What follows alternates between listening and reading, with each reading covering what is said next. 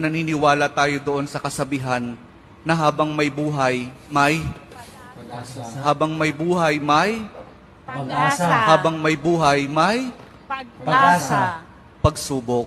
Dahil tayo katiwala ng Diyos, binibigyan din niya tayo ng iba't ibang klase ng pagsubok.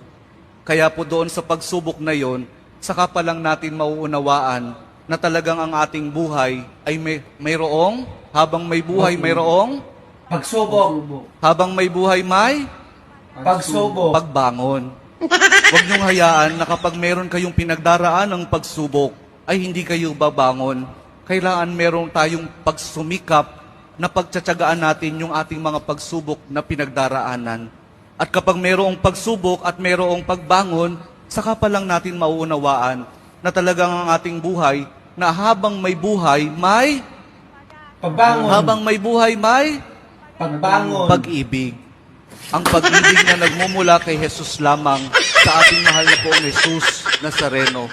Dahil doon, kapag naunawaan natin itong mga bagay na ito, na habang may buhay, may pagsubok, may pagbangon at may pag-ibig na nagmumula lamang kay Jesus, saka pa lang natin mauunawaan at matatanggap na talagang habang may buhay, may